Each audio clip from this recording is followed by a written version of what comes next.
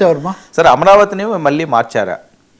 జగన్ మాట్లాడింది దిద్దుబాటుకు తంటాలన్న, అంటే జగన్మోహన్ రెడ్డి గారు అమరావతి మీద ఇంకా ఏదో నెగిటివ్గానే మాట్లాడుతున్నారు, ఆయనకి ఇష్టం లేదు, మార్చాలా అనే ఆలోచనలు కూడా చాలామందికి వస్తున్నాయి. ఈయనలా మాట్లాడారు అని చాలా రోజుల తర్వాత జగన్మోహన్ రెడ్డి మీడియాతో వివరంగా నిన్న మాట్లాడారు. అందులో అమరావతి గురించి ఆయన ప్రస్తావన తీసుకొచ్చారు. అంటే ప్రధానంగా ఆయన రాయలసీమ ఎత్తిపోతల పథకము, దీని మీద రేవంత్ రెడ్డి చేసిన ఆరోపణ, దానికి ఆంధ్రప్రదేశ్ ప్రభుత్వ సమర్థన, ఇవన్నీ ఒకటైతే దాని మీద చెప్పడానికి ఆయన వచ్చారు. ఒకటి రాయలసీమ ఎత్తిపోతలు, రెండోది భోగాపురం ఎయిర్పోర్ట్, ఇవన్నీ చెప్తూ ఈ క్రమంలో అమరావతి అనివార్యంగా వస్తుంది కదా. ఇక్కడ ఇంకోటి ఏంటంటే ఆయన మామూలుగా తను పిలుచుకున్న కొంతమందితో మాట్లాడడంతో పాటు ఇంగ్లీష్ ఛానల్స్తో ఎక్స్క్లూజివ్గా మాట్లాడారు. ఇది కూడా ఒక పెద్ద డిబేట్, మనం అది కూడా మాట్లాడవచ్చు. కానీ ముఖ్యమంత్రిగా ఉన్నప్పుడేమో ఆయన మీడియాని దాదాపు ఎంటర్టైన్ చేసేవాళ్ళు కాదు, ఇప్పుడేమో గంటన్నర మాట్లాడుతున్నారు. అది వాళ్ళ పత్రికలో అయితే నిన్న వాళ్ళ పత్రిక చూస్తే కనీసం 3 పేజీలో 4 పేజీలో పూర్తిగా పైనుంచి కింది వరకు కూడా 3 నుంచి 4 పేజీలు ఆ మ్యాటరే వేయడం అనేది కనుక చూస్తుంటే చాలా ఆశ్చర్యం కలుగుతుంది. వాస్తవంగా ఎవరెంత ప్రముఖమైన నాయకులైనా పత్రిక వాళ్ళదే అయినా అన్ని అంత వేస్తే అసలు ఏం చెప్పదలుచుకున్నారో కూడా మధ్యలో ఏమవుతుందని. సరే, దీని మీద కూడా టీడీపీని బలపరిచే మీడియా దీని మీద కూడా స్టోరీస్ రాస్తున్నారు, అదొక కథ. కానీ ఇప్పుడు భోగాపురం మేమే చేసాం, మీరు చేయలేదు, అది.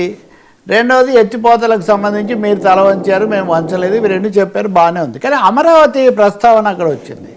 అమరావతి వచ్చినప్పుడు దానికి తగినట్టే మొన్న అమరావతిలో మళ్ళీ దశ ల్యాండ్ పూలింగ్ చేస్తాం, 20,000 ఎకరాలన్నీ నారాయణ వీళ్ళు ఒక చోట ప్రారంభించడం, రైతులు కొన్ని కోరికలు లేవనెత్తడం, అది జరిగింది కదా. ఈ నేపథ్యంలో జగన్ అడిగినప్పుడు ఇప్పుడు జగన్ అమరావతి మీద ఏమంటారు అన్నది మొత్తం ఆంధ్రప్రదేశ్లోను దేశంలో కూడా ఒక చర్చగా ఉంది. ఎందుకంటే గతంలో ఆయన వచ్చి మొదటేమో నేనే కొనసాగిస్తాను, దాన్ని నేనేం చేయను అన్నారు. వచ్చిన తర్వాతనేమో 3 రాజధానులు అనే పేరుతో 3 లేదు 1 లేదు ఉన్న అమరావతి పూర్తిగా మూలన పడిపోయింది. దాని మీద ఉద్యమాలు, లాఠీ చార్జీలు, నిరసనలు ఓ తీవ్రమైన అంశంగా ఉంది. మొన్న ఎన్నికల ఫలితానికి దారితీసిన వాటిలో అదొక ముఖ్యమైన ఫ్యాక్టర్. మరి దాని మీద ఆయన ఏమన్నా రికన్సైల్ అవుతున్నారా? కొంత దిద్దుబాటు గతంలో చేసిన దాని నుంచి కొంచెం విమర్శ చేసుకుంటారా, ఆత్మవిమర్శ అని చూస్తుంటే ఆ ధోరణి ఏమీ లేదు అనేది స్పష్టం అయింది మాట్లాడిన దాంతో. దానికి తోడు కొత్త వివాదాన్ని లేదా కొత్త చర్చను కూడా ఆయన రంగం మీదకి తెచ్చినట్టు కనిపించింది. అమరావతి అనేది అక్కడెక్కడ కరెంట్ లేదు, రోడ్లు లేవు, అక్కడెక్కడో పెట్టే బదులు విజయవాడ గుంటూరులకు దగ్గరలో పెడితే బాగుంటుంది అని ఒక తీసుకువచ్చారు. మరి ఇది అప్పుడు పెట్టి ఉండొచ్చు కదా. ఆయన ముఖ్యమంత్రిగా ఉన్నప్పుడు ఒకవేళ కాదంటే ఈ 27 గ్రామాలు 29 గ్రామాలు కాదు, నేను విజయవాడ దగ్గర జరుపుతున్నాను, గుంటూరు దగ్గర జరుపుతున్నానని జరిపి కట్టి ఉంటే సరే వేరే విషయం. అప్పుడు కట్టలేదు, అది ఆగిపోయింది, చాలా సమస్యలు వచ్చాయి, ఆ ప్రభుత్వం ఆలోచన చేసింది, కేంద్రం సహకరించలేదు. ఇది ఇన్ని అయిన తర్వాత, ఇన్ని దెబ్బలు తిన్న తర్వాత ఇంకా అమరావతిని ఆరడి పెట్టేటటువంటి మాటలు ఎవరైనా ఎందుకు మాట్లాడాలి అర్థం కాదు. విజయవాడకు దగ్గరగానో గుంటూరుకు దగ్గరగానో పెట్టాలి అంటే దాని అర్థం ఏంటి? ఇప్పుడు పెట్టే చోట పెట్టకూడదు, పెడితే కుదరదు. రెండోది రివర్ బేసిన్లో రాజధాని కడతారా ఎక్కడైనా అంటే అది పూర్తిగా రివర్ బేసినా కాదా, నిర్వచనాలని చాలా రకాలుగా ఉన్నాయి.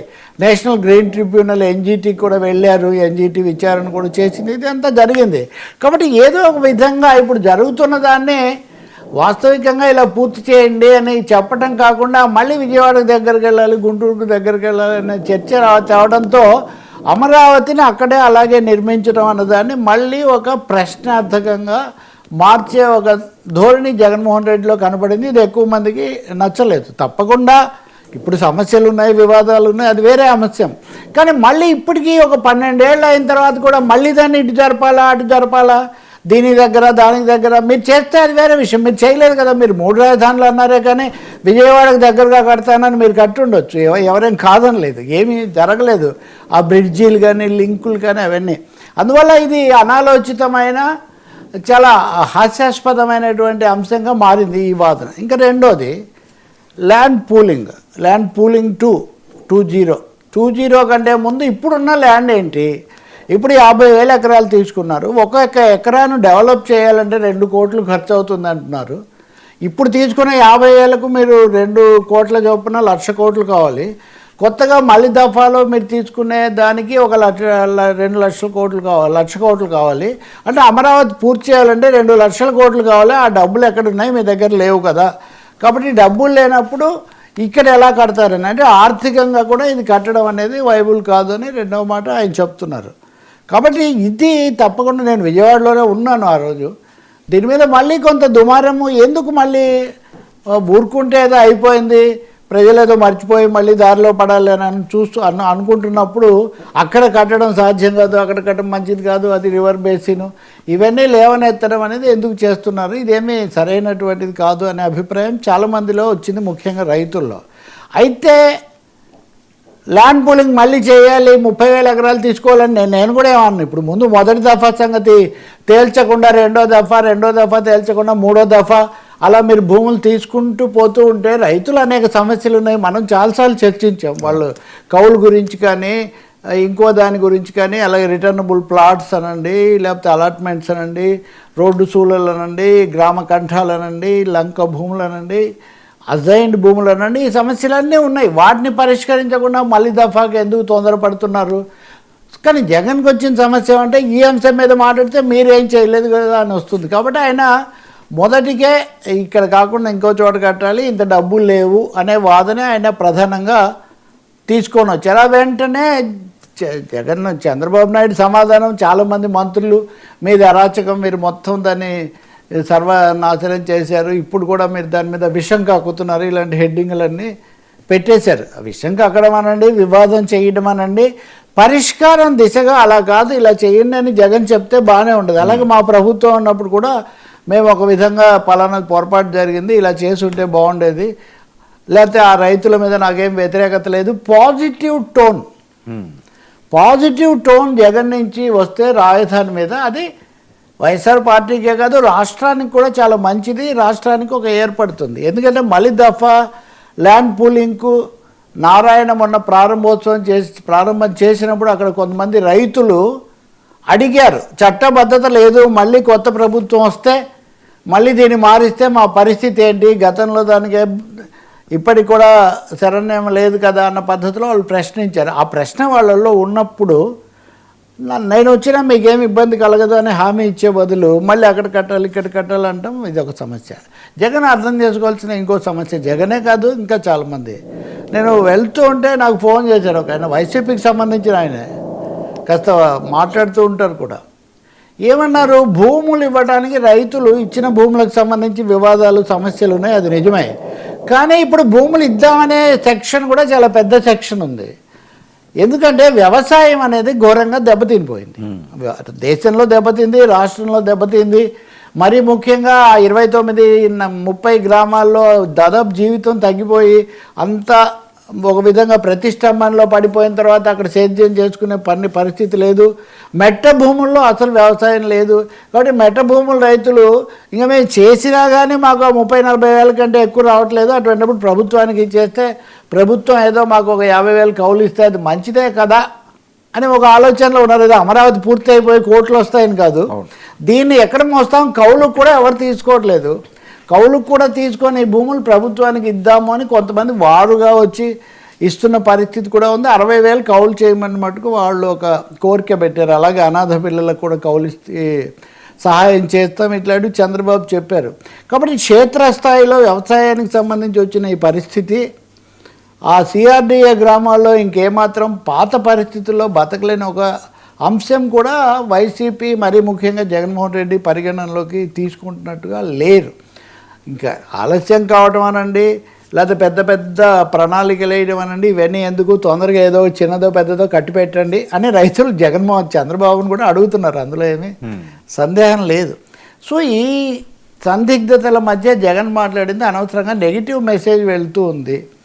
మళ్ళీ ఒకసారి రాజధాని మీద రాజకీయం జరుగుతుంది, ఇదిగో అదే విషం కక్కారు అన్నట్టుగానే అడ్డుపడుతున్నారనే అభిప్రాయం రాకుండా చూసుకోవాలని వైసీపీకి కూడా మెసేజ్ వెళ్ళినట్టుగా ఉంది.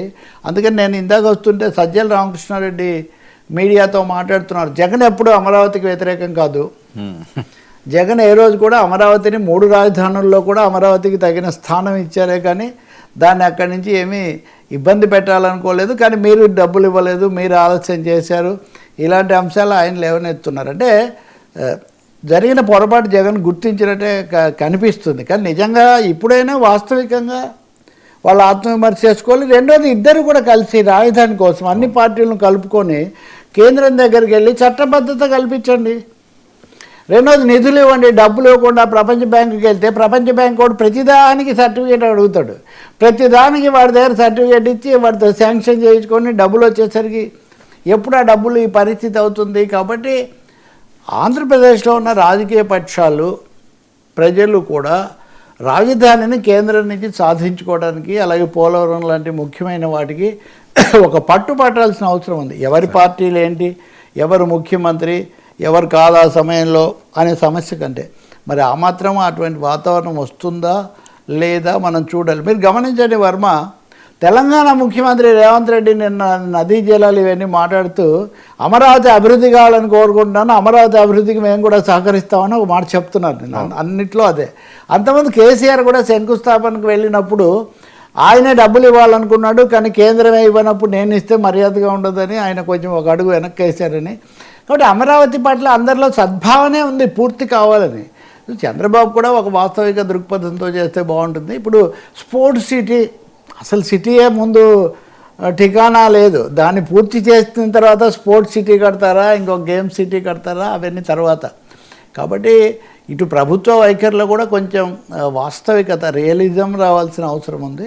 రైతులైతే మటుకు ఒక విధమైన అన్రెస్ట్లో, కొంచెం అశాంతిలో, ఇబ్బందిలో ఉన్నారు. ఇది ఏంటి చకచక ముందుకు కదలటం లేదే. ఇంకోటి కూడా చెప్పాడు ఒక మంత్రి, ఏమనంటే అమరావతి 40 కిలోమీటర్లు గుంటూరు నుంచి, 40 కిలోమీటర్లు విజయవాడ నుంచి ఉంది అని జగన్ అంటున్నారు. కానీ ఐకానిక్ బ్రిడ్జీలు తర్వాత ఐరన్ బ్రిడ్జి ఇవన్నీ వచ్చిన తర్వాత, స్టీల్ బ్రిడ్జి వచ్చాక అది 7-8 కిలోమీటర్లకే తగ్గిపోతుంది అని మంత్రి నారాయణ చెప్తున్నారు. ఆయన ఇన్ఛార్జి కదా దానికి దాదాపుగా. కాబట్టి చట్టబద్ధత అన్నందుకు పెమసాని చంద్రశేఖర్ మీద కూడా కొంచెం కోపంగా కూడా ఉన్నారు రైతులు కానీ పార్టీలు కూడా. ఇవన్నీ తొందరగా చక్కదిద్ది ఇంకా రాబోయే ఏడాదిలో అయినా అక్కడ ప్రోగ్రెస్ కనపడకపోతే మటుకు జనం అగ్రెసివ్గా వస్తారు. ఈ మెసేజ్ ఉంది. జగన్ ఇలా మాట్లాడితే మటుకు చంద్రబాబుకు ఇంకా అంతకంటే మేలేం లేదు. ఇంకా జగన్ ఇలా మాట్లాడుతున్నాడు, బాబు గారు ఉంటేనే అని మళ్ళీ భావించే అవకాశం కూడా చాలా ఎక్కువగా ఉంది. సార్ విశాఖ ఉక్కుపై లోకేష్